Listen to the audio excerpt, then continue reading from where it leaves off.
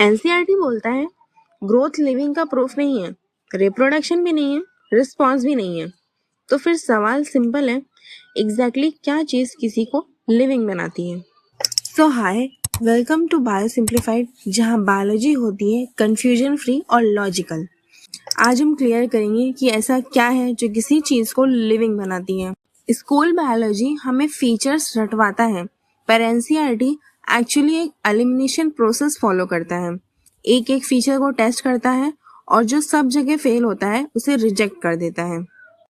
NCERT के according living organism के पास कुछ बेसिक कैरेक्टरिस्टिक्स होते हैं, like growth, respiration, metabolism, reproduction, response to stimuli, cellular organisation. First one is growth. Growth का मतलब होता है साइज या mass increase. Living organism grow करते हैं, ट्रू, पर प्रॉब्लम ये है माउंटेन्स ग्रो करते हैं, क्रिस्टल ग्रो करते हैं, फायर ऑल्सो ग्रो करता है। डिफरेंस ये है, लिविंग ग्रोथ होती है सेल डिवीजन से, यानी इनसाइड से, और नॉन लिविंग ग्रोथ होती है एक्सटर्नल से।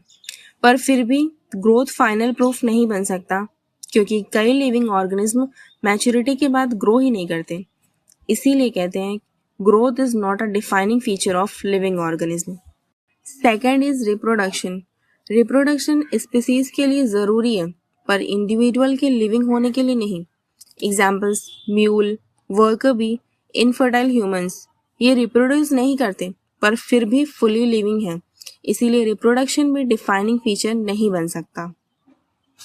Third is response to stimuli. Living organism environment को रिस्पॉन्ड करते हैं, नो डाउट।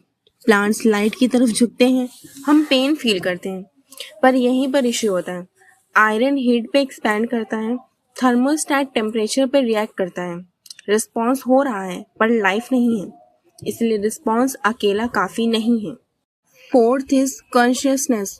यही एनसीईआरटी एक पावरफुल वर्ड इंट्रोड्यूस करता है, कॉन्शियसनेस। कॉन्शियसनेस का मतलब थिंकिंग या इंटेलिजेंस नहीं होता। प्लांट भी कॉन्शियस होते हैं, बैक्टीरिया भी। कॉन्शियसनेस का रियल मीनिंग है ability to sense and respond at cellular level. Example, touch me not का फोल्ड होना, रूट्स का पानी की तरफ ग्रो करना, बैक्टीरिया का न्यूट्रिएंट्स की तरफ मूव करना। नॉन लिविंग चीज़ें रिस्पॉन्ड करती हैं, पर सेलुलर अवेयरनेस के साथ नहीं। पर यहाँ भी एक लिमिटेशन है, अगर मेटाबॉलिज्म बंद हो जाए तो कॉन्शियसनेस भी तुरंत खत्म हो जाती है। Last is metabolism. मेटाबॉलिज्म का मतलब होता है all chemical reaction inside living cells. Test tube में भी रिएक्शंस होते हैं, पर उनमें मेटाबॉलिज्म नहीं होता। क्यों? क्योंकि वहाँ एंजाइम का नेटवर्क नहीं है, रेगुलेशन नहीं है, फीडबैक कंट्रोल नहीं है। लिविंग सेल अपनी केमिस्ट्री को स्टार्ट करता है, स्टॉप करता है, कंट्रोल करता है। एनसीईआरटी की मोस्ट इम्पॉर्टेंट लाइन है, metabolism is the defining feature of living organism. जहाँ मेटाबॉलिज्म है वहाँ लाइफ है, जहाँ मेटाबॉलिज्म नहीं है वहाँ लाइफ नहीं। एक एक्सेप्शन है जो बहुत ही कॉमन है, वो है वायरस। वायरस के पास अपना मेटाबॉलिज्म नहीं होता, इसीलिए वो सेल के बाहर नॉन लिविंग होता है, पर जैसे ही वो होस्ट सेल के अंदर जाता है, होस्ट का मेटाबॉलिज्म यूज करता है और लिविंग में कन्वर्ट हो जाता है। इसीलिए वायरस को बॉर्डर लाइन एंटिटी भी बोला जाता है। लाइफ का मतलब ग्रोथ नहीं है, रिप्रोडक्शन नहीं है, रिएक्शन नहीं है। लाइफ का मतलब है कंट्रोल्ड मेटाबॉलिज्म, जिसका एक्सप्रेशन कॉन्शियसनेस के थ्रू होता है।